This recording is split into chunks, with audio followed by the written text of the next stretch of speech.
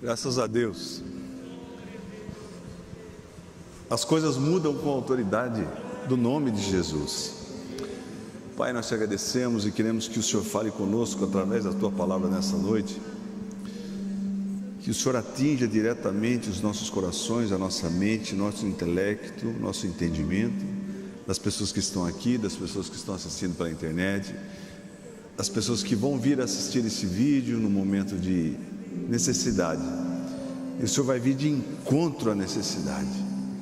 O Senhor é o príncipe da paz. O Senhor é aquele que nos traz uma alegria verdadeira, uma esperança verdadeira, em quem nós podemos plenamente confiar e descansar, como uma criança recém-nascida dorme tranquilamente nos braços da mãe, nos braços do Pai.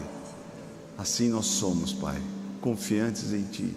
Fala conosco através da Tua palavra, em nome de Jesus. Amém. Pode assentar, querido. Obrigado pela sua presença aqui. É muito bom ter você de volta, estarmos juntos, mesmo com essa situação. E sabe, muita gente tem enfrentado problemas. Eu não sei, já aconteceu comigo, provavelmente já aconteceu com você. Devido à situação que a gente está vivendo, momentos de angústia, momentos em que parece que está sufocando, né? Por quê? Porque ouvimos muitas notícias ruins. É muita notícia ruim, é muita coisa desesperadora. Pastor, você tem falado esses dias. Então, por isso que eu vou falar para você hoje de como nós vamos usar umas ferramentas corretas para a gente não sucumbir a essas notícias, às dificuldades. Sabe, tem gente que está tendo dificuldade de crer em Deus, tem gente que tem dificuldade de continuar vivendo. Eu soube de uma pessoa de Cosmópolis, um senhor. A mãe e a filha foram no mercado fazer compra e quando chegaram viram o pai enforcado. Se enforcou em casa, tirou a vida. Imagine o que passou na mente dessa pessoa nesse período. Nós somos derrotados, as pessoas que sucumbem, que praticam suicídio, que fazem algo tão terrível assim, é porque na mente dele já foi derrotado. Não existe nenhum ser humano que não seja dirigido pelo seu entendimento, pelo seu pensamento. Assim como você pensa, assim você age, assim você faz. Pastor, então como é que faz? Eu sempre tive essa mentalidade, eu sempre pensei desse jeito, eu sempre agi dessa maneira, e eu sou triste. A minha vida parece que não tem mais sentido, é uma vida rasa, eu não tenho mais esperança. Tem como mudar isso? Tem, muito. E depois que eu recebi essa palavra aqui, Deus me deu um renovo, irmãos. Por quê? Porque a gente começa a analisar a situação, começa a projetar um futuro e você começa a ver que está difícil. Eu fico imaginando, tem pessoas que pensam em como vão sobreviver, porque o auxílio do governo vai se esvaindo. Eu fico imaginando essa pessoa que tirou a vida, falar, eu vou esperar minha filha e minha ex-mulher e mandar ela para o mercado, e eu vou preparar tudo aqui e eu vou tirar minha vida. O índice de suicídio aumentou 30% nesse período. Muitas brigas em casa, gente que está desanimado da vida. Eu vi uma analogia sobre como que é a nossa vida, né? Uma metáfora. Nós estamos num barco, cada um de nós, no rio da vida. Esse rio, todo o rio corre para o mar, não é isso? Só que a gente não quer ir correr para o mar, a gente quer ir para a fonte, que é Jesus, a fonte de água limpa, a água que vai saciar a nossa sede. Mas nós estamos tudo num barco, e todos os nossos barcos, qualquer barco de cada um é um barco furado. Por que furado, pastor Ciro? Por causa do pecado. Mas pastor, não é assim não. Eu não peco. Quem que pode dizer isso? Se não fosse a graça de Deus na nossa vida, a gente estava fadado à perdição eterna. Se propõe e fala, não, olha, 2 dias que eu vou ficar sem pecar, não vou abrir minha boca, não vou fazer nada. Já pecou, porque a altivez já subiu no coração. Não, eu não peco. Nós pecamos por causa de Adão, nós temos essa natureza. Mas existe a graça de Deus na nossa vida, por isso que a gente vai renovar nossa mente para cada dia viver uma vida com Cristo, e entender da graça dele, e saber que, mesmo que o nosso barco furado, o barco que é furado, ele começa a encher de água, a gente tem que pegar a canequinha e jogar água para fora, não é verdade? Como que você faz isso? Todo dia de manhã, meditando na palavra de Deus, porque as águas são os problemas, as dificuldades, as angústias, a falta de vontade de viver. E a gente tem que começar a ter ferramentas para ter uma vida melhor. Que ferramentas, pastor Steve? Bom, você tem um remo na correnteza contra o rio, é difícil no remo. Se tivesse um motorzinho, um motor que é a palavra de Deus, se tivesse uma bomba de porão que ajudasse a esvaziar essa água que está no seu barco, a pessoa que se suicida, o barco dela está até a tampa de água, está morrendo já, está sucumbindo. Então, na nossa vida, a gente tem que ter uma esperança verdadeira em Deus. Então, o que a gente está fazendo aqui? A gente está brincando de igreja, ou nós vivemos uma vida verdadeira de esperança em Jesus, de alegria em Jesus, nas suas promessas, lançando sobre Ele todas as nossas ansiedades, porque Ele tem cuidado de nós? Será que a gente tem vivido isso? Tem muita gente que vem na igreja, mas vive com medo, porque a gente não se baseia nas promessas. Tem gente que até não... eu tenho dúvida de crer em Deus, viu, pastor Ciro? Eu preciso de fatos. Você quer fatos? Nós vamos dar os fatos hoje. Tem gente que precisa de fatos, então por isso que a gente tem que renovar o entendimento.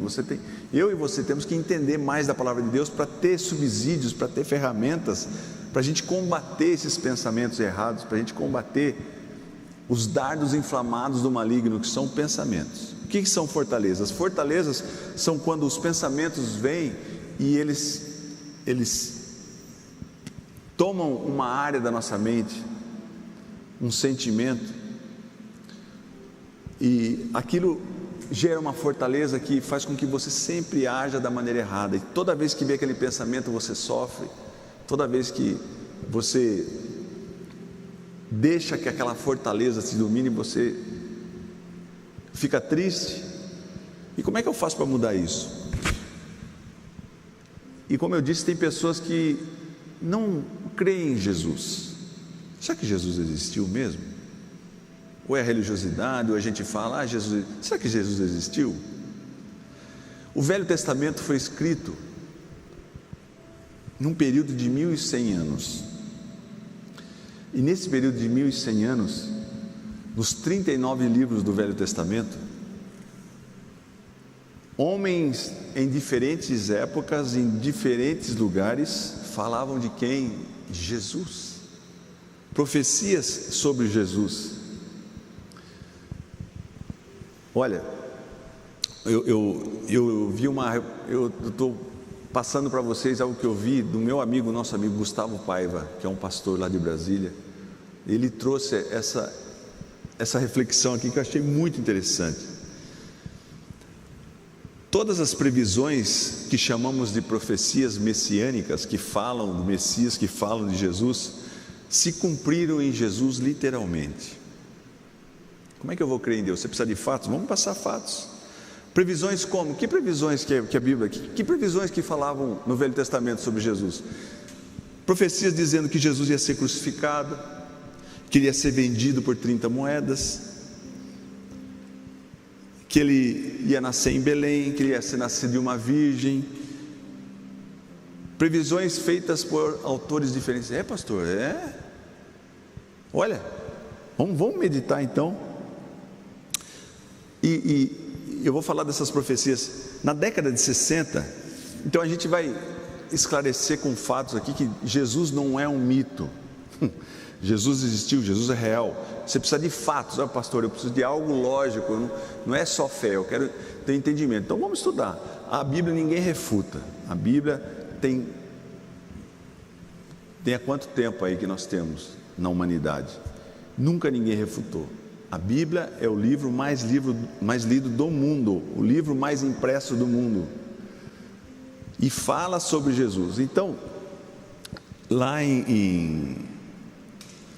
na década de 60, um cientista matemático chamado Peter Stone, ele quis estudar essas profecias. Ele falou: olha, eu mexo com estatística, eu mexo com probabilidade, eu sou matemático, eu mexo com números, e eu quero estudar sobre essas profecias, e quero fazer um cálculo da probabilidade dessas profecias se cumprirem. E ele pegou 8 profecias e chamou 600 alunos matemáticos estudiosos, falou: vamos estudar essas 8 profecias e ver a probabilidade de serem cumpridas. E eles começaram a estudar e fizeram os cálculos. Depois de finalizar os cálculos, ele chamou um conselho americano de ciências para corrigir os estudos, e o resultado foi que ele estava certo sobre confirmar essas profecias, e que ainda ele tinha sido muito conservador, quer dizer, a probabilidade era muito maior. As 8 profecias, então, você pega 8 profecias, onde que fala, por exemplo, como que você pode falar de um Jesus, por exemplo, lá em Miqueias disse assim, que o Messias nascerá em Belém. Onde Jesus nasceu?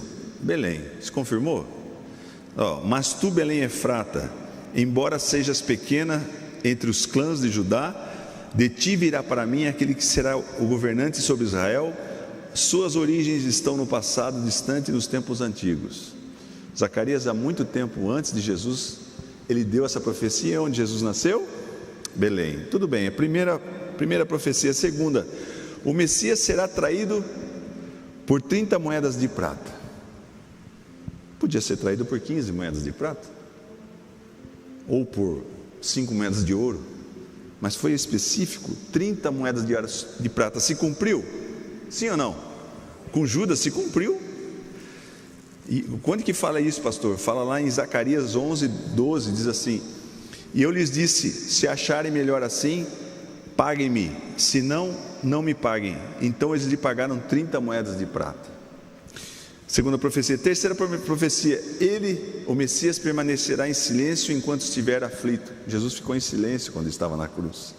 Quem profetizou isso há muito tempo antes? Isaías 53:7 diz assim: ele foi oprimido e afligido, contudo não abriu a sua boca.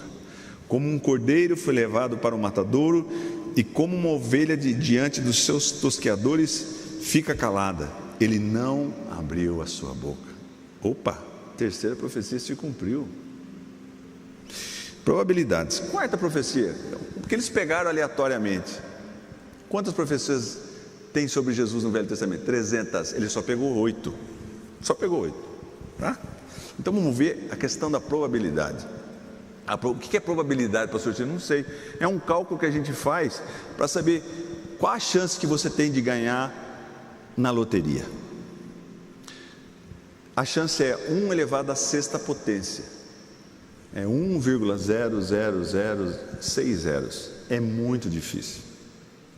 Tá? Então é uma probabilidade difícil. E eu vou continuar aqui sobre as profecias. Na quarta profecia diz assim, que um mensageiro prepara o caminho para Messias, João Batista. Se cumpriu essa profecia? Em cima de tudo só em Jesus, meu irmão. Olha lá, Malaquias 3:1 diz assim: vejam, eu enviarei o meu mensageiro e ele pregará o caminho diante de mim. Então de repente o Senhor que vocês buscam virá para o seu templo. O mensageiro da aliança, aquele que vocês desejam, virá, diz o Senhor dos Exércitos. Se cumpriu a quarta profecia. Qual seria a quinta? O Messias será traído por um amigo e sofrerá feridas em suas mãos. Olha que específico. Profecia. Onde está escrito, pastor Ciro? Zacarias 13:6 diz assim: se alguém lhe perguntar que feridas são essas no seu corpo, ele responderá: eu fui ferido na casa dos meus amigos. Sexta profecia: o Messias morrerá tendo os seus pés e as suas mãos perfurados. Uau! Foi perfurado as mãos e os pés de Jesus ou não? Foi? Onde que fala isso, pastor Ciro? Fala lá em em Salmos 26, 16. Olha, Davi, não sei se foi Davi, mas foi um salmista, escreveu sobre isso. Cães me rodearam, um bando de homens maus me cercou, perfuraram minhas mãos e meus pés. Sétima profecia, o Messias entrará. Olha, gente, você está entendendo, irmão? Você está entendendo o que é a palavra de Deus? Sétima profecia, o Messias entrará em Jerusalém como um rei sentado numa jumenta, num jumentinho. Isso aconteceu com Jesus, irmãos? Aconteceu. Uau! Quem falou isso? Zacarias 9:9. Alegre-se muito, cidade de Sião, exulte Jerusalém, eis que o seu rei vem a você justo e vitorioso, humilde e montado num jumento, um jumentinho, cria de uma jumenta. Uau! Oitava profecia, o dinheiro da traição será usado para comprar um campo de oleiro. Jesus amado, é muita precisão. Quem fez isso? Alguém sabe? Quem pode me falar? Quem comprou esse campo com 30 moedas de prata? Alguém sabe, irmão? Levante a mão se você sabe. Não sabe? Sabe? Nossa, vocês estão com medo de mim, irmão? É o coronavírus? Está com medo, irmão? Se você responder, você não pega. Judas traiu Jesus por 30 moedas de prata e ele comprou um terreno, um campo. Uau!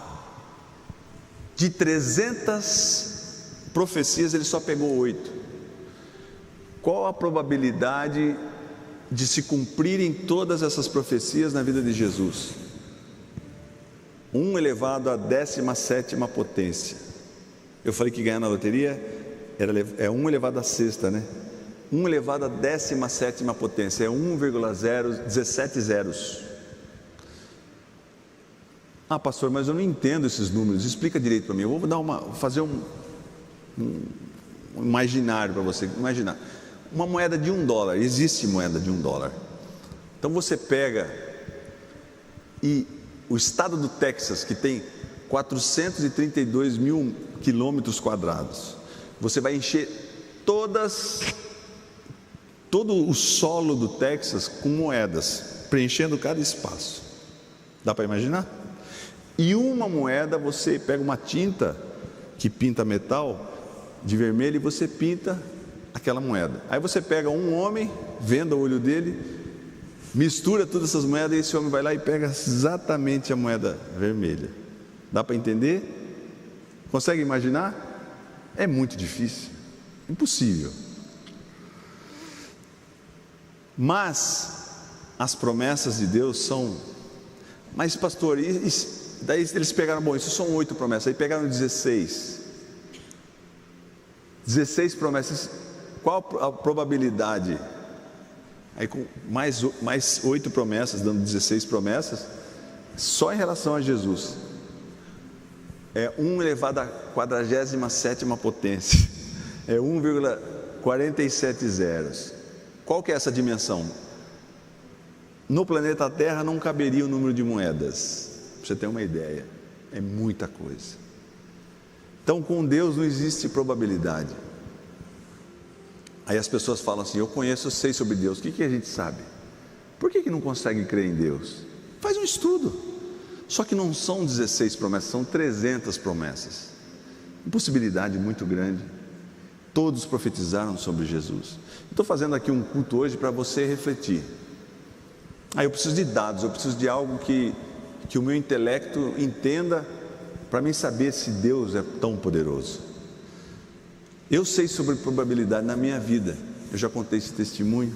Qual a probabilidade de você ter a sua carteira roubada em São Paulo, um lugar grande, mas você foi assaltado, você não lembra onde te assaltaram, e depois de 3 dias alguém trazer a sua carteira na porta da sua casa?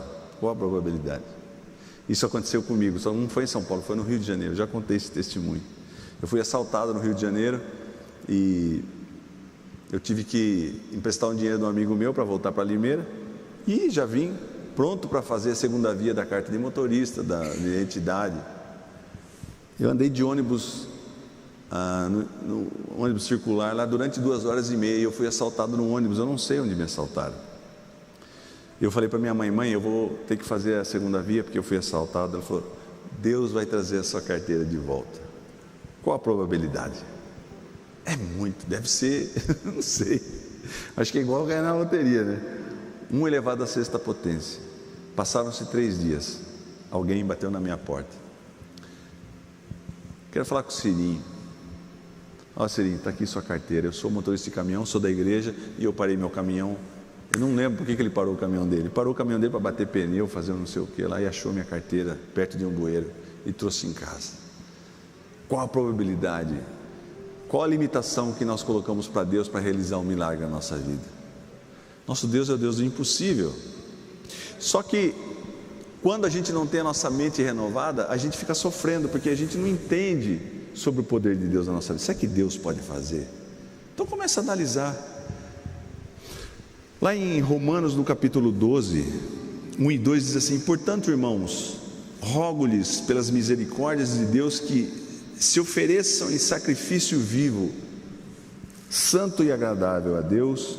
Este é o culto racional de vocês. O versículo 1 fala: pastor, como assim? Me oferecer como sacrifício vivo? Uau! No Velho Testamento existiam 2 tipos de sacrifício. Um era o sacrifício da expiação. Então a pessoa cometia pecados, né? Aí ia lá, comprava um animal, o animal era sacrificado, e depois desse sacrifício feito pelo sacerdote, os pecados eram expiados, né? Mas quando Jesus morreu na cruz, como Cordeiro Santo, nós não precisamos mais de sacrifício de expiação. Mas então o que é esse sacrifício vivo? Esse sacrifício vivo é um sacrifício de adoração. Aleluia!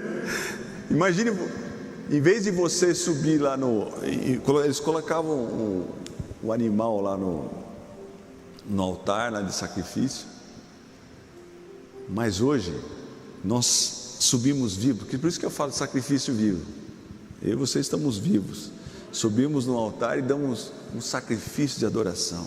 Como que é um sacrifício de adoração? No momento de dificuldade, no momento de tempestade, eu agradeço a Deus, eu louvo e exalto ao Senhor. Senhor, te dou graças, eu te louvo porque o Senhor é bom. Esse é um sacrifício vivo, tá? Então o versículo 1, Paulo está explicando isso.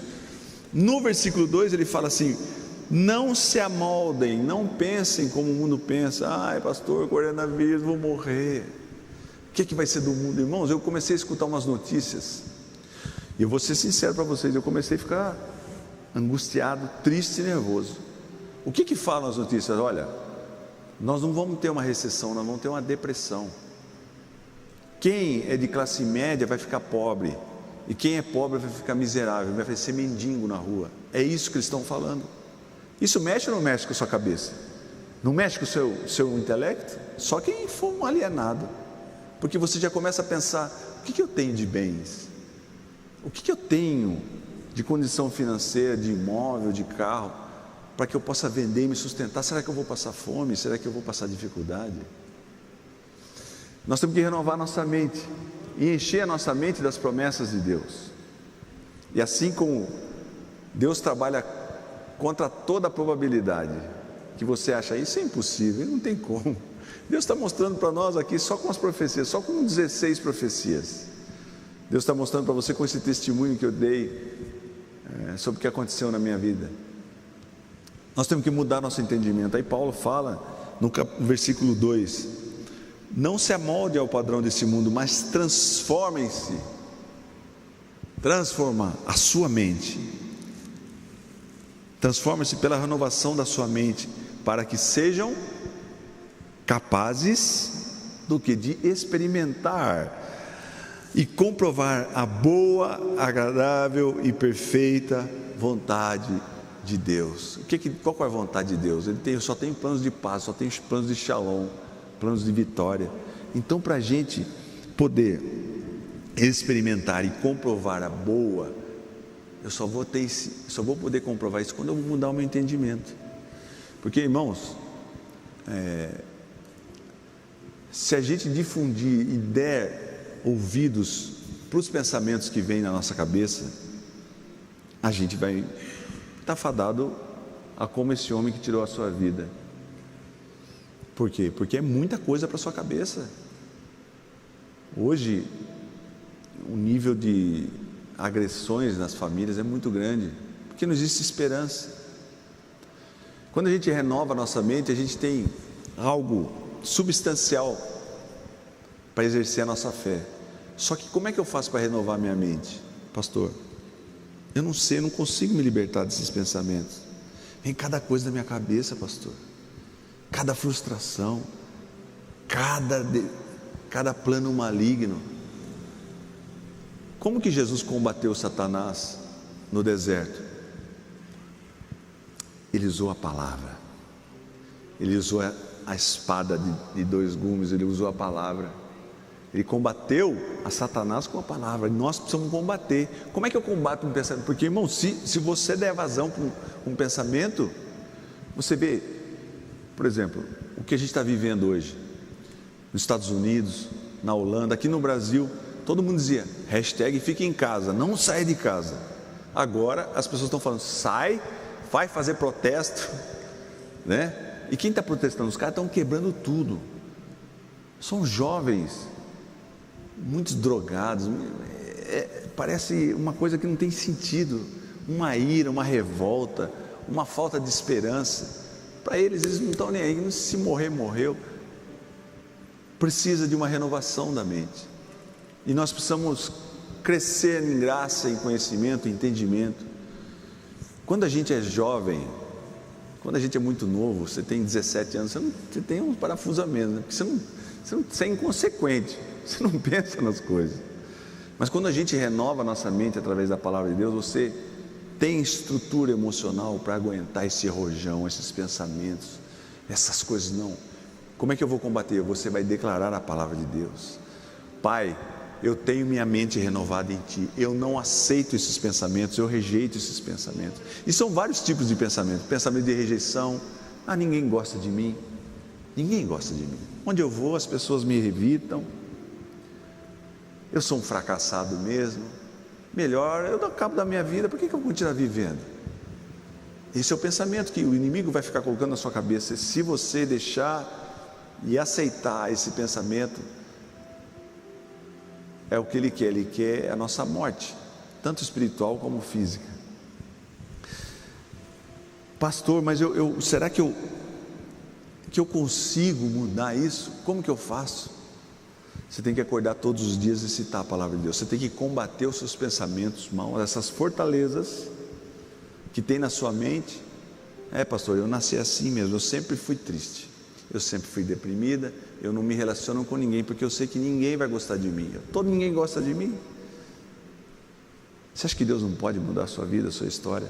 Fazer com que você seja agradável, que todo mundo goste de você, que você vai citar palavras boas.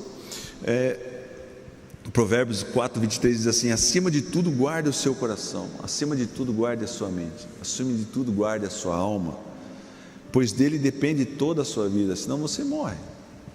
Como que eu vou guardar? A gente tem que meditar na palavra de Deus, irmão. Não tem como você dar alguns minutos do seu dia para você meditar na palavra de Deus, para você orar e buscar a sabedoria de Deus. Fala: Senhor, eu não aceito essa situação, eu não quero sucumbir, eu não quero que esses pensamentos me deixem triste. Eu acordo cedo triste e vou dormir triste.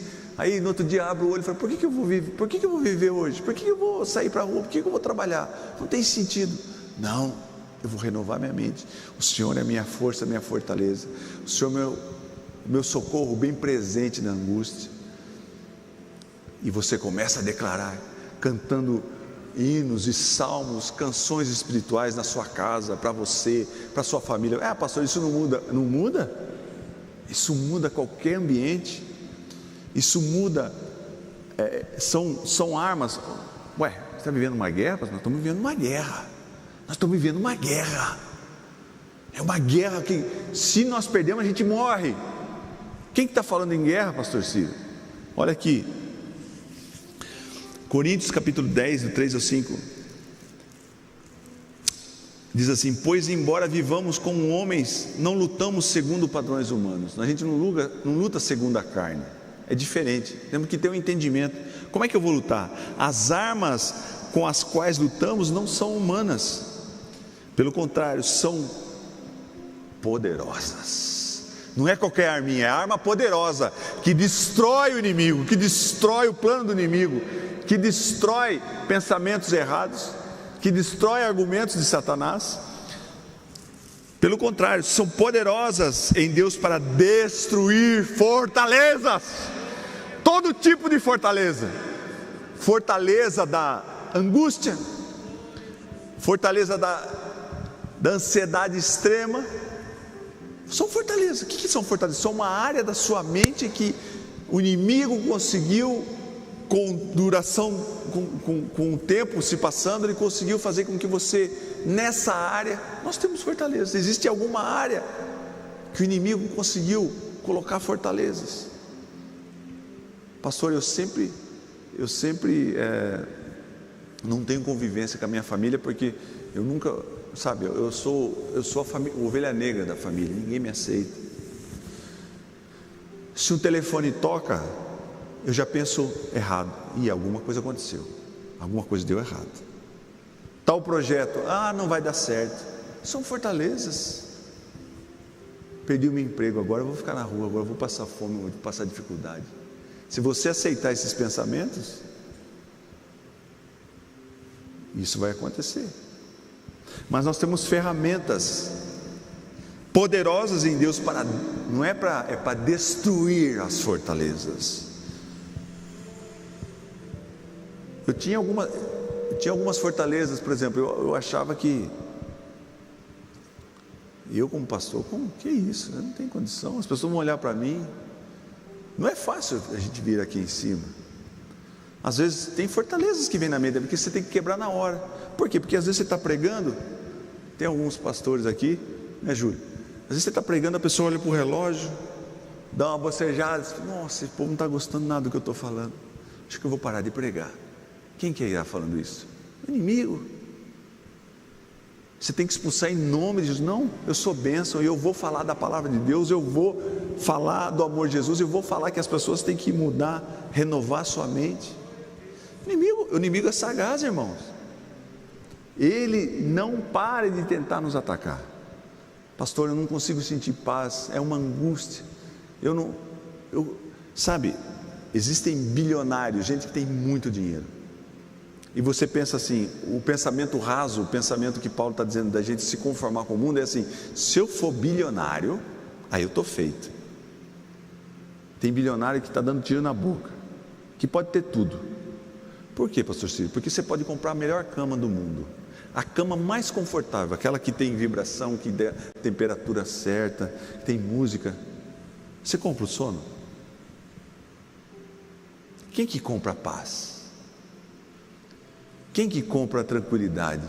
Quem que compra a esperança? Não compra. Mas Jesus nos dá de graça. E nós precisamos, pela fé, receber isso. Não, eu sei em quem tenho crido. As adversidades acontecem. E Jesus estava certa vez num barco, uma tempestade, e os discípulos acordaram Jesus de forma até meio abrupta, estavam dizendo assim: Jesus, você não se importa que a gente se morra aqui, não? Ele falou: qual que é o problema? A tempestade? Calma, tempestade, acabou.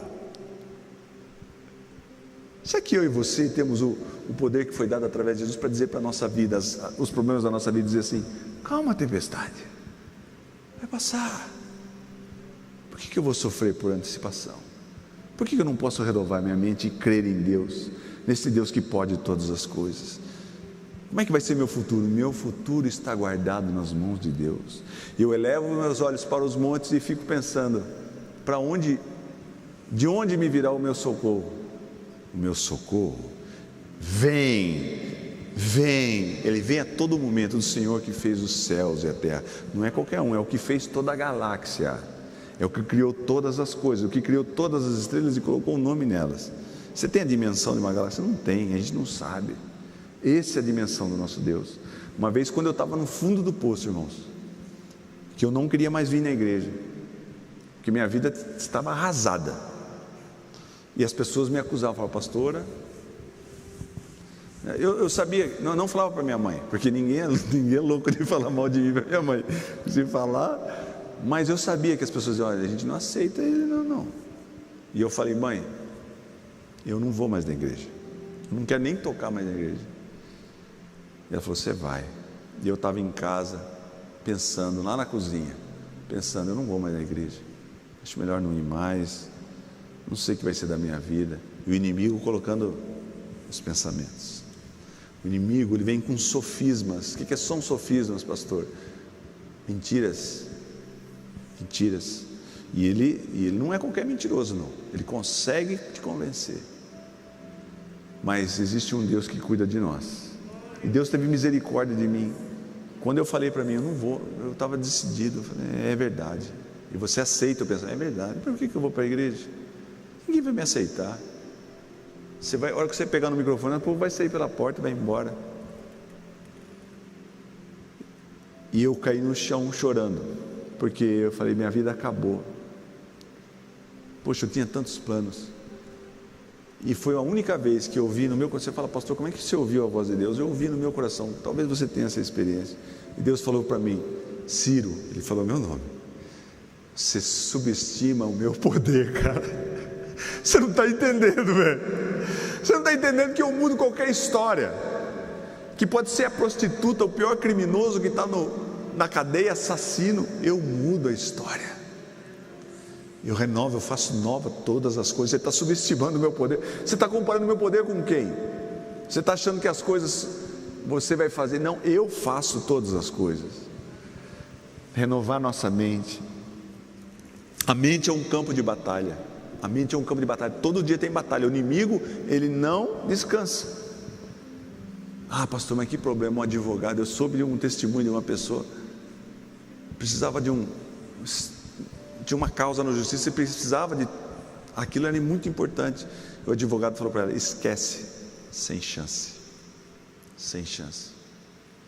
Mas ela creu em Deus, e a causa foi ganha. O advogado dela dizendo, as pessoas dizendo. Isso foi ontem.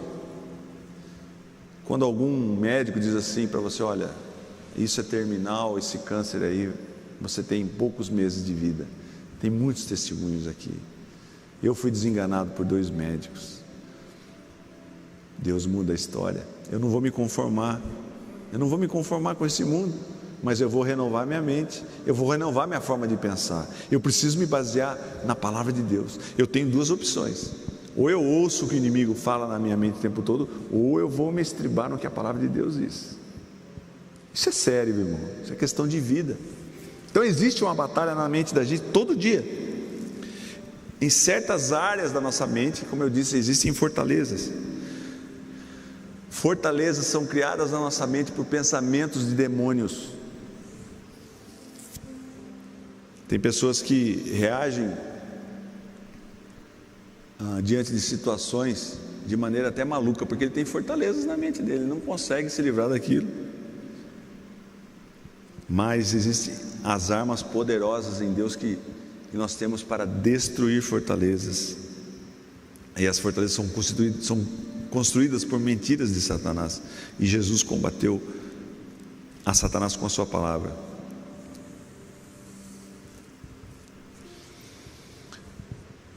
Então eu queria que você e eu exercitássemos isso, essa fé, renovar nossa mente. Pastor, não sei, coronavírus, todo mundo fala, meu emprego, minha saúde, será que eu vou pegar isso aí? Como é que vai ficar Limeira? Esse negócio não libera. Eu ouvi que, por exemplo,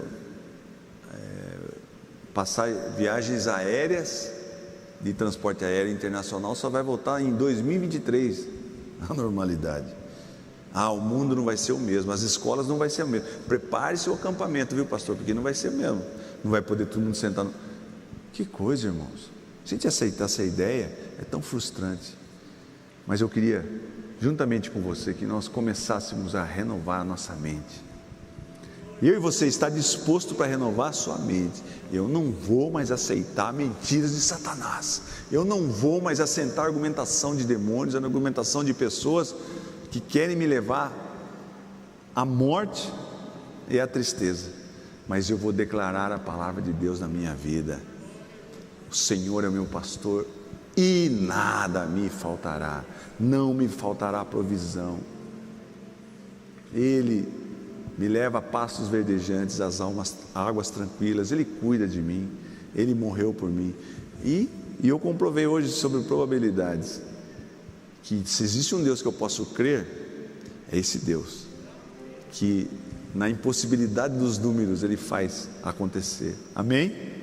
Você está em paz, querido? Você está entendendo o que eu estou falando? Não adianta a gente viver religiosidade. Tem gente que vem 30 anos na igreja, mas sempre está triste, sempre está desanimado, não tem esperança nenhuma, mas está aqui na igreja, glória a Deus, mas não renovou a mente. E ele usa o pastor como intermediário de Deus. Você sabe que é uma cultura. Na igreja católica, o padre é intermediário de Deus. Você não precisa de intermediário. Jesus, quando morreu na cruz, o véu se rasgou de cima a baixo. Você tem acesso direto. Você tem acesso direto ao Pai. E a gente, como pastor, nós só indicamos o caminho e dizemos para você, busca na palavra de Deus. Pastor, não consigo parar de pensar, é uma tormentação na minha cabeça, noite e dia, só pensamento de derrota, pensamento de tristeza, pensamento de acabar com tudo que eu não aguento mais viver. E se você disser, Pai, Jesus, o Senhor é o príncipe da paz, enche meu coração com tua paz. O Senhor é um Deus que renova a sua misericórdia todas as manhãs, renova mais uma vez comigo. Eu não quero viver um dia triste, eu quero viver um dia alegre, vitorioso.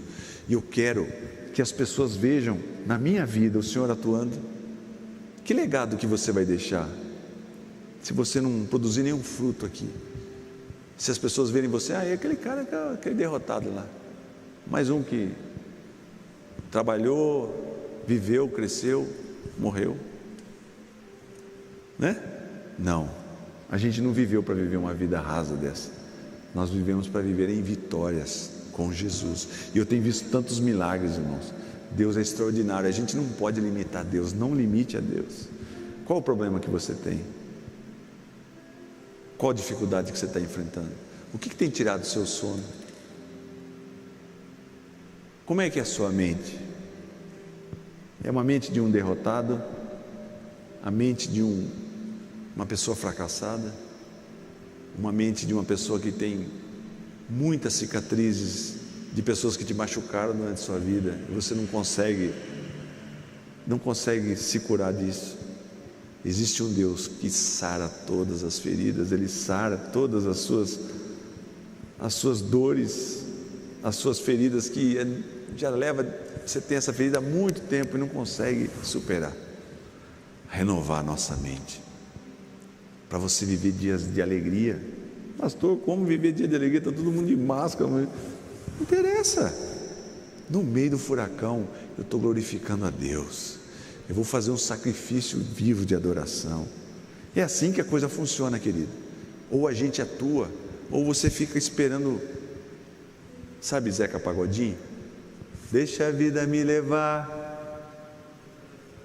Cadê os carnavalescos? Estou brincando. Mas é a filosofia do mundo. Estou brincando, irmão. Todo mundo conhece essa música. Mas deixa a vida levar. Que filosofia é essa? Esse é o mundo, é você se conformar com o mundo. Não vai levar, não. A vida vai levar você para o buraco.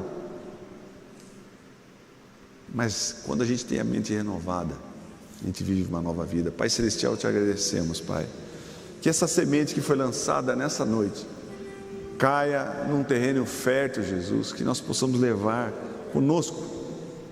Não precisamos viver escravo das armadilhas satânicas, dos dardos inflamados satânicos, mas nós podemos combater com a palavra de Deus. Nós temos armas poderosas em Deus para destruir fortalezas. O Senhor já venceu todas as coisas na cruz do Calvário, e nós somos mais do que vencedores em Jesus. Não importa o que estamos vivendo, não importa o que estamos vendo, porque nós não vivemos por fé, não vivemos pelo que vemos, mas nós vivemos por fé. Nós não vivemos pelo que estamos vendo, os nossos sentidos estão analisando, mas nós vivemos pelo que nós ouvimos. A fé vem pelo ouvir, e ouvir a palavra de Deus. Abençoa o teu povo, Jesus, que que haja uma renovação das mentes, que eles possam usar a Tua palavra como ferramenta poderosa para desbaratar todo inimigo, todo exército inimigo, em nome de Jesus. Amém.